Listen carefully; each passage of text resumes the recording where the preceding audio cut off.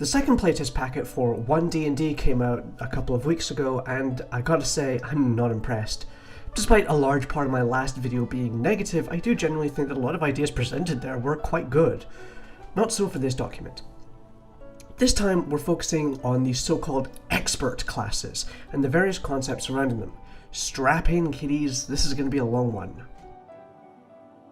Bards are coming out of this UA looking pretty good, mostly because they're full casters, so obviously they're good. I won't talk about the overall spellcasting changes here, but bards have had a few class-specific tweaks, so let's make this the Bard B'Magic block. The first main things to discuss are magical secrets and songs of restoration. Now, instead of picking a class list for magical secrets, you pick from the arcane, divine, or primal lists, and you can prepare 2 spells from this list from any school of magic that's relevant now. Further magical secrets lets you pick a different list for an extra 2 spells, however the third magical secrets feature is gone. As for Songs of Restoration, the feature replacing Song of Rest, you no longer give extra healing during short rests. Instead, you have a table of spells that are always prepared based on your level, not counting against your prepared spell count. The spells are Healing Word, Lesser Restoration, Mass Healing Word, Freedom of Movement, and Greater Restoration. I think this is a decent enough change. Really, it just gives bards a little extra freedom in picking what spells to learn, because they won't have to dedicate a slot to Healing Word. Spellcasting aside, Bard has had a few other buffs. Bardic Inspiration is a reaction now instead of a bonus action, triggered when another creature within 60 feet fails a D20 test. You can also use it to heal another creature whenever they take damage within 60 feet of you. Also, the number of uses is now tied to proficiency bonus instead of charisma modifier. The Font of Inspiration feature has a separate buff, as it now also allows a reroll of Bardic Inspiration die if the final roll on the die is a 1. Expertise is a 2nd and 9th level feature rather than 3rd and 10th, and this sort of reshuffling is a trend across all classes, so I won't really talk about it. Jack of all Trades has been booted all the way down to 5th level though, to replace Font of Inspiration, now moved to 7th level, which I'm not a big fan of. Magical Secrets has been shunted to 11th and 15th instead of 10th, 14th and 18th, and the level 20 feature is bumped down to 18th and replaced with an Epic Boon. Also, Counter Charm is gone. Counter Charm was a thing that existed. I promise you it was. The Bard subclass in this document is College of Lore, which seems mostly unchanged. The 3 bonus proficiencies at level 3 are slightly more limited, and Cutting Words has had a bit of a rework. It no longer applies to damage rolls, only attacks and ability checks. The trigger has also been reworded to be when a creature succeeds on the check, meaning there's less of a risk of using Cutting Words on something that already failed. The version in the playtest document also no longer contains the clause about creatures being immune if they can't hear you, or are immune to being charmed.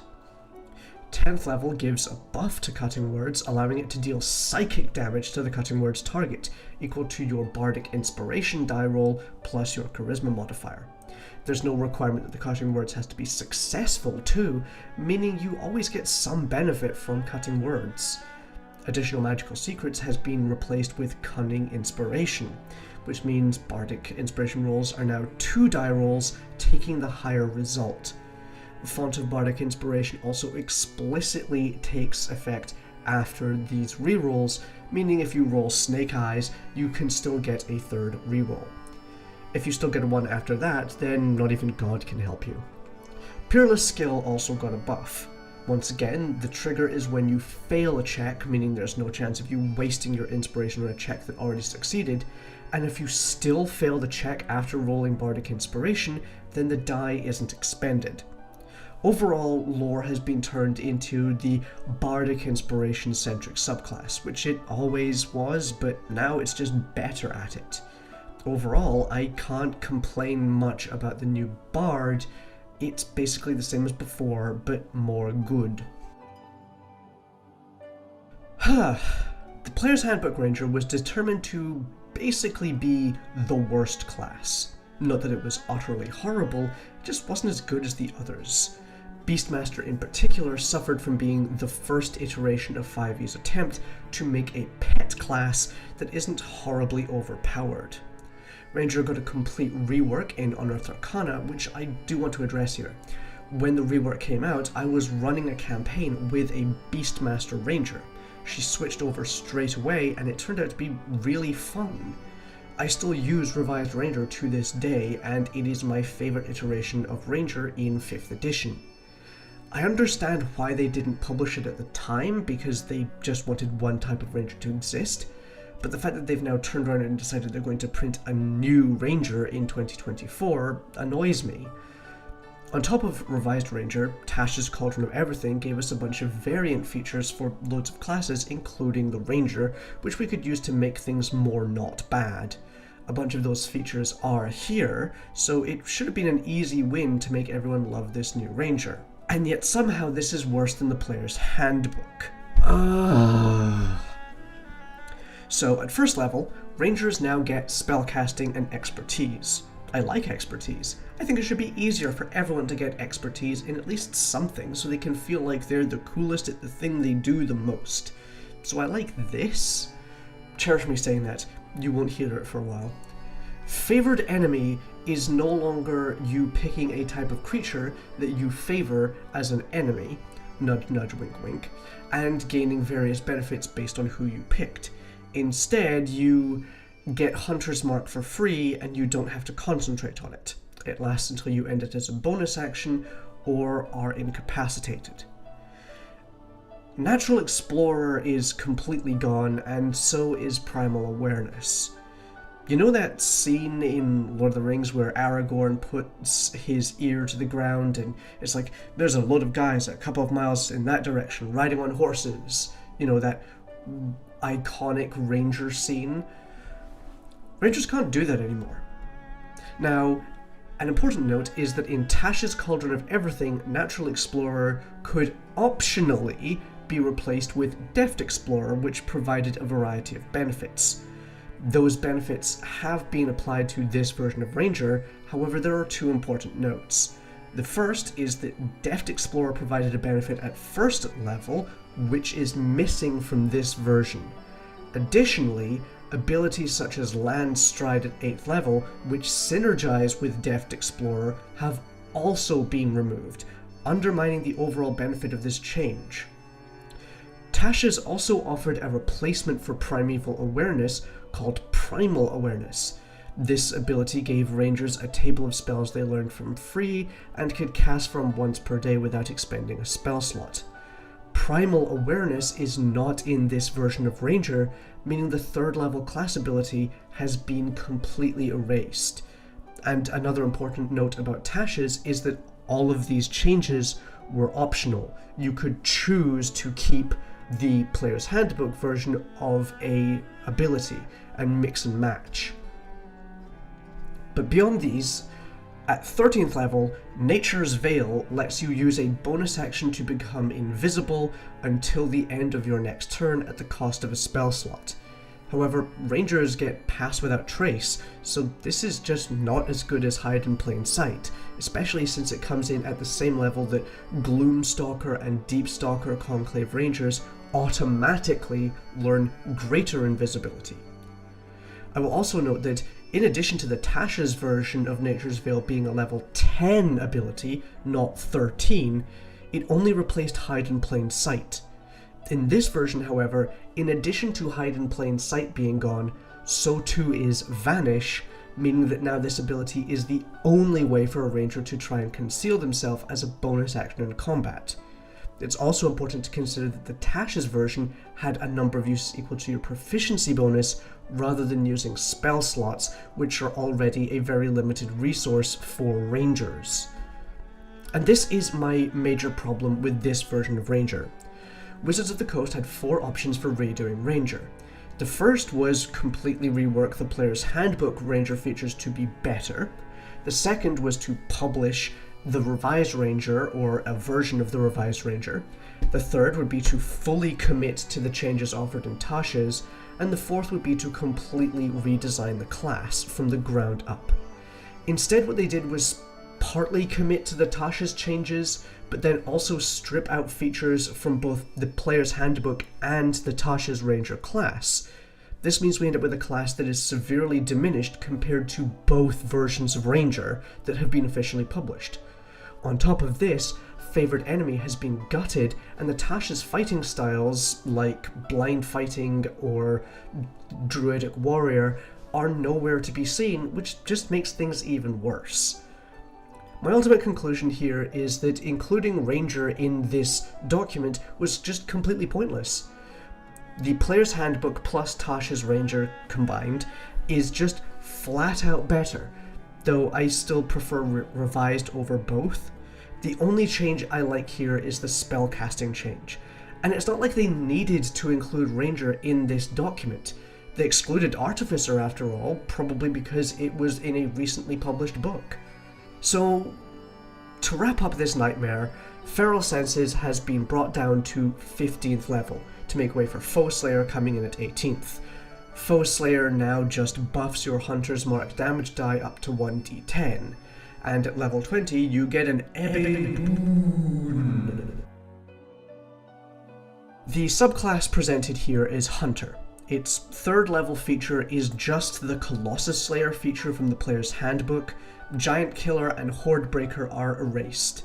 I get why you would want to change that sort of thing, but it sucks to lose the options. 6th level gives another buff to Hunter's Mark because WotC seems to really want you to have Hunter's Mark active as long as possible. Maybe it should be a passive feature instead of a spell you need to cast. Much to think about.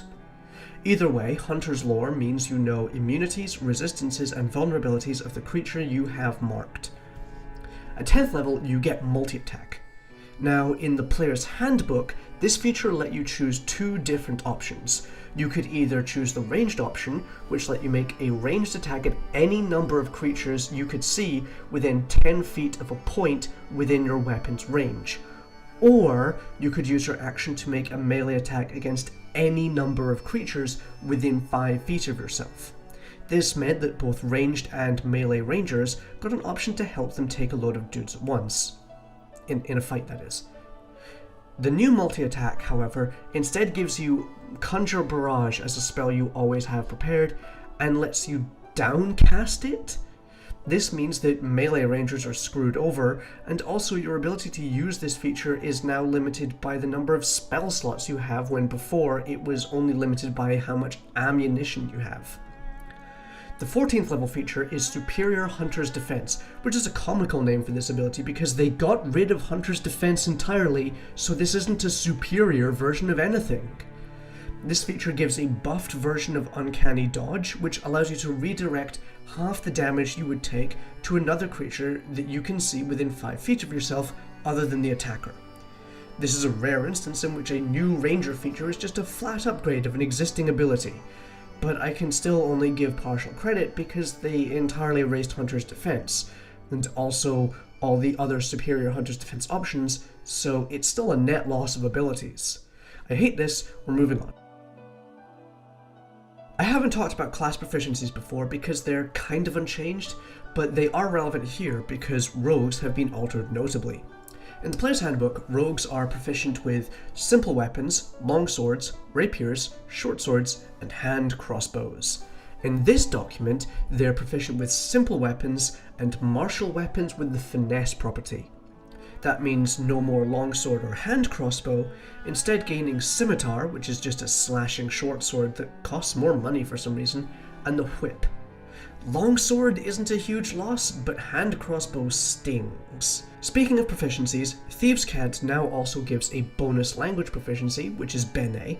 In regards to other features, rogues didn't get frummagemed as bad as rangers did, at least. Snake attack now happens once on each of your turn. No more reaction sneak attacks. This sucks hard because not only does it nerf the ability in general, it also decreases synergy with, say, feats or Battlemaster maneuvers that allow allies a reaction attack. Aside from this, the ability is unchanged, but it's a frustrating and unnecessary nerf. Next up, evasion no longer works if you're incapacitated, which really just raises the question to me of why it did work when you were incapacitated before. And this wasn't changed in errata either, so I'm just really confused. It's a nerf, but I like this change, it makes more sense. Blind Sense is gone, which sucks, and is replaced by Subtle Strikes, which gives automatic advantage on any attack roll against creatures within 5 feet of a non-incapacitated ally. This frustrates me because advantage is just so easy to come by but gives no benefit if you stack it. So having something that gives automatic advantage, once again, reduces synergy because you don't need to rely on allies to give you advantage on attacks. It also means that some of those abilities can end up wasted. If the rogue gains advantage from, say, Guiding Bolt, but already has advantage from Subtle Strikes, then the Guiding Bolt advantage is wasted. Advantage is, in my opinion, one of the most frustrating parts of 5th edition, and the part I want to see overhauled the most. Slippery Mind gives Charisma and Wisdom save proficiency now, which is just a straight up upgrade. And as with the other two classes, Capstone ability is bumped down a couple of levels to fit in the level 20 Epic Boo. Overall, the rogue is largely unchanged. Aside from a few tweaks, it's basically the Player's Handbook class, which is good, because Player's Handbook rogue work fine. The rogue subclass featured here is the Thief, and it's also pretty unchanged. Fast Hands now lets you make search checks as a cunning action, not use an object, which seems drastically less useful in any situation where action economy is relevant. Second story work, still misspelled, get it together lads, gives a climb speed instead of just making climbing not cost extra move, which, whatever, it's basically the same. The second part is also kind of the same, but within the framework of the change to how jumping works. Oh god, I'm gonna have to explain how jumping works in 5th edition because nobody actually knows, do they? First, the PHB rules. Long jumping lets you cover a number of feet equal to your strength score if you move at least 10 feet on foot immediately before the jump. A standing long jump is half your strength score. Each foot you clear costs a foot of movement. The DM can also call for a DC 10 Strength Athletics check to clear low obstacles during the jump. If you land in difficult terrain, you make a DC 10 Dexterity Acrobatics check to not land prone. That's the difference between athletics and acrobatics with regards to jumping, folks. I see a lot of people confused about this, and there you go. Reading the rules helps, it turns out. As for high jumps, you jump 3 plus strength modifier feet if you move 10 feet before the jump, or half as many feet if you don't. The DM can call for a strength athletics check to jump higher, and you can also extend your arms half your height above yourself during the jump to grab things like, say, the top of a wall. In this playtest rule set, jumping is now an action. You have to make a DC 10 strength, athletics or acrobatics check, and if you don't move at least 10 feet before this action, you have disadvantage on the check. If you fail the check, you only leap 5 feet. If you succeed, the check's total determines the distance you clear horizontally, or half the check's total if you're jumping vertically. Jumping no longer expends movement, but you can't jump farther than your speed. Also, it's an action now, so that sucks. Though I will note, if you're jumping less than 5 feet, you don't have to make the jump action, it just counts as difficult terrain. So with this in mind, second story work now allows rogues to make that DC 10 jump check with dexterity, not strength. In the player's handbook, the jump distance calculation gained a bonus equal to your dexterity modifier from second story work. Okay, do we all understand how to jump? Great. Supreme Sneak has been reworded to grant advantage as long as you're not wearing medium or heavy armor. The movement limitation has been removed, and the feature has also been moved from 9th level to 6th. Since rogues probably won't be using any armor above light armor, this is just a flat upgrade. Use Magic device has also had an insane buff. Even when the class isn't a caster, magic use gets buffed. Thank you, wizards. The original ability let you ignore prerequisites for using magic items. That wasn't a super good ability, honestly. In fact, there's a lot of holes in it, considering it mentions level requirements, which don't exist for magic items to my knowledge, and ignores that some require attunement by, say, a spellcaster, which isn't a class, race, or level, or the fact that some of the magic items which are limited to certain classes provide basically very little benefit to rogues. Really, it's kind of a dead ability. The new version instead gives multiple benefits. First, you can attune 4 magic items at once, not 3, and when you use a magic item property that expends charges, you roll a d6. On a result of a 6, you don't expend the charges at all. Then, there's a buff for scroll use. You can use any scroll bearing a cantrip or first level spell. If you try to use a scroll with a higher level spell in it, you have to make an Intelligence Arcana check with a DC equal to 10 plus the spell's level to see if you actually cast it. What this means though is that with reliable talent, thieves only need +5 intelligence or +1 intelligence and expertise in Arcana to never fail at using any scroll at all. This feature comes in only 1 level before reliable talent, so that synergy comes into play pretty fast. Finally, Thief's Reflexes lets you take 2 bonus actions on your turn, as long as the second bonus action is a cunning action. You can do this a number of times per long rest equal to your proficiency bonus.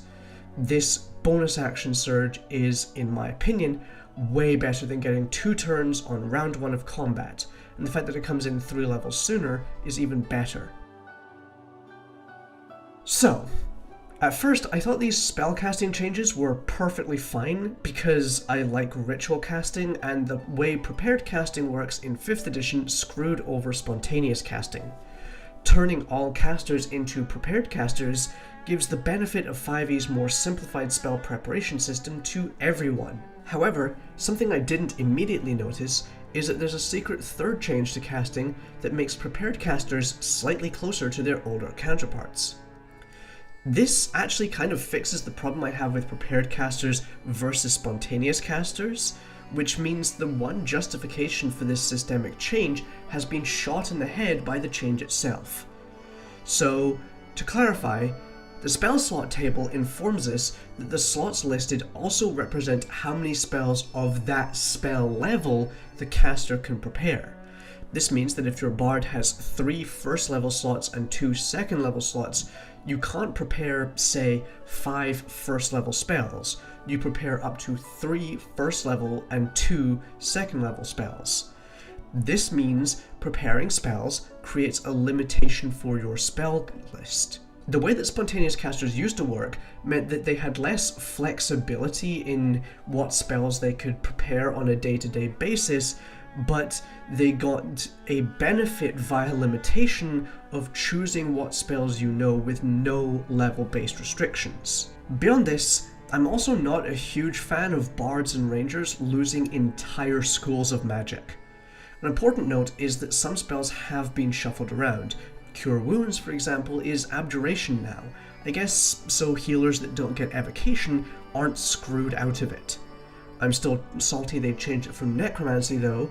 This may seem petty, but someone's got to stick up for Necromance. That being said, even when you put aside the fact that rangers get cantrips by default, they actually gain spells they can prepare, even with the loss of evocation spells. Bards, however, lose a handful of cantrips and a whole load of proper spells. It turns out that barring them from using spell skills that make up 77% of all spells in the game is bad.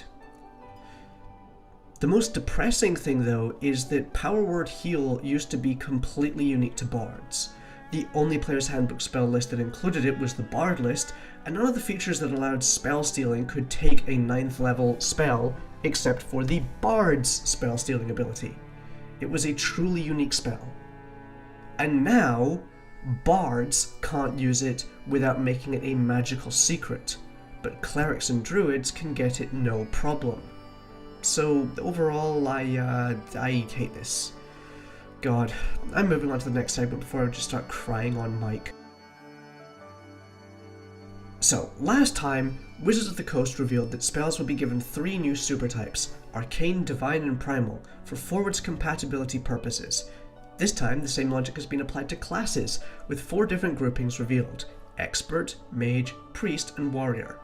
Fans of 4th edition will probably note that this is conceptually similar to the role system from that edition, which categorized different classes as leaders, defenders, strikers, and controllers, and it also gave us the Arcane, Divine, Primal, and Martial power sources.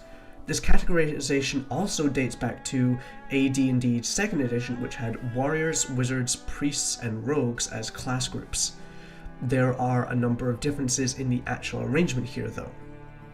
Experts are Rogues, Rangers, Bards, and Artificers.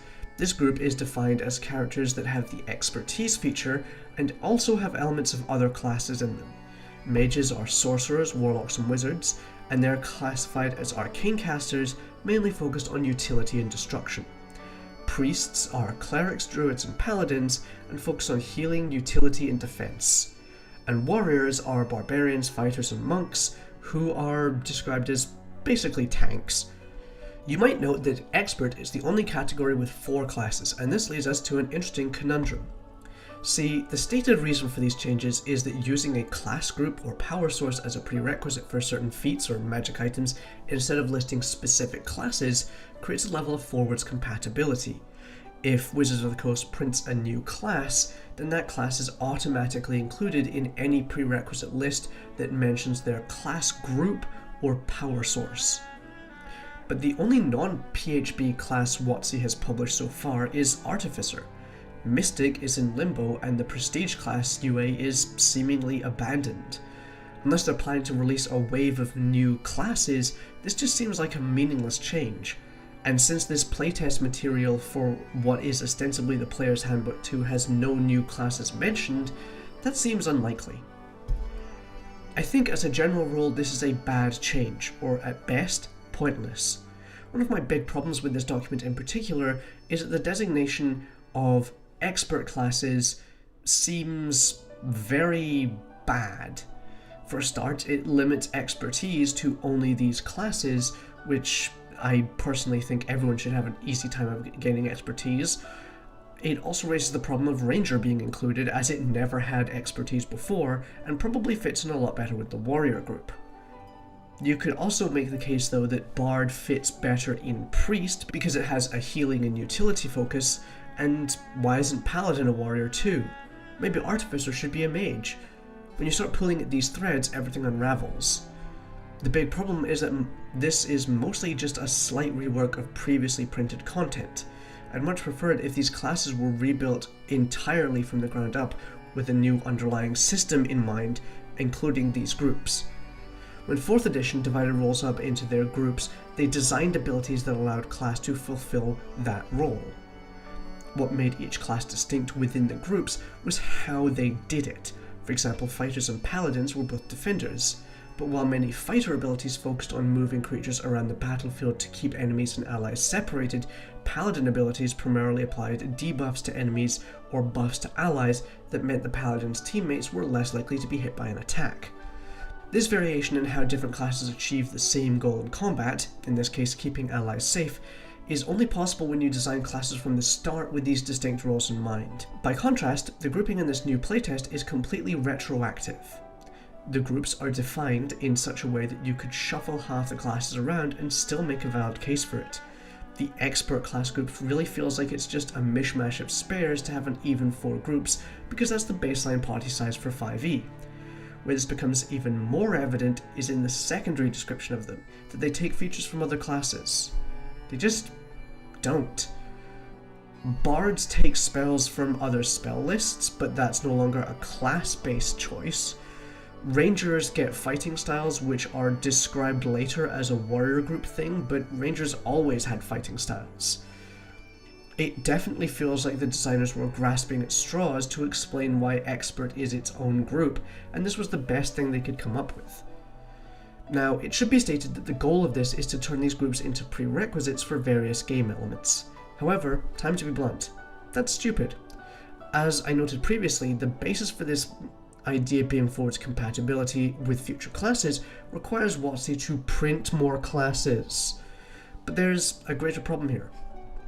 First of all, feats. There are no officially published feats with a class-based requirement. Even in UA, there's only 3, and 2 of them can be bypassed with a certain background.